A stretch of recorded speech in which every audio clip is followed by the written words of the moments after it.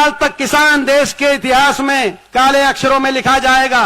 1 साल तक किसी वर्ग को धरने देने पड़े हो, 1 साल तक। जब किसान आंदोलन में किसान आया, 750 किसानों के शव इन धरनों से वापस आए। हर रोज हम किसी गांव में जाते थे, किसी के आंसू पोंछते थे और अगले दिन जाके देश की पार्लियामेंट में जाकर जब गवाही देने की कोशिश करते थे। मेरा सौभाग्य है कि आपके आशीर्वाद से मुझे 3 बार लोकसभा में आपका प्रतिनिधित्व करने का अवसर मिला और अब मैं राज्यसभा में, विधायकों ने मुझे आशीर्वाद देकर राज्यसभा में भेजा है। लगभग 20 साल से देश की सबसे बड़ी पंचायत के सदस्य के रूप में शायद मेरी उम्र में, इतनी आयु में इतना अवसर देश में किसी को प्राप्त नहीं होगा। मैं अपने आप को सौभाग्यशाली मानता हूं। लेकिन मेरा दुर्भाग्य था कि जब मैं खड़ा होकर किसान आंदोलन के समय किसानों की गवाही देने की कोशिश करता था तो सारी बीजेपी, क्योंकि हरियाणा में 15 सांसद हैं, 10 लोकसभा, 5 राज्यसभा, 15 में से 14 बीजेपी के और एकमात्र विपक्ष के सांसद के रूप में जब मैं खड़ा होता था तो क्या क्या नहीं सुनना पड़ता था। ताने कसे जाते थे। मैं कहता था हमारे काका ताऊ बैठे हैं, उनकी किसान की बात मानो, नहीं मानेंगे। किसान को किसान मानो,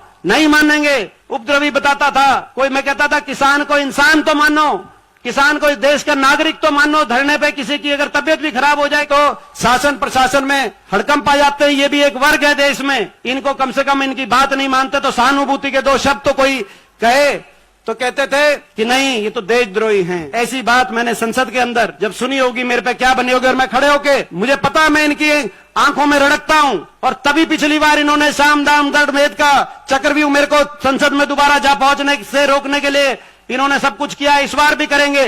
लेकिन तब जब इन्होंने कहा देशद्रोही, तब मैंने खड़े होके उसी संसद में इन्हीं शासकों के आंख में मिला के, क्या वो वर्ग है जिसका एक बेटा देश में ट्रैक्टर का स्टीयरिंग पकड़ के देश को खाद्य सुरक्षा देता है तो दूसरा बेटा स्टैन गन पकड़कर सीमाओं पे देश को सुरक्षा देने का काम करता है। इसको आप देशद्रोही नहीं बताओ।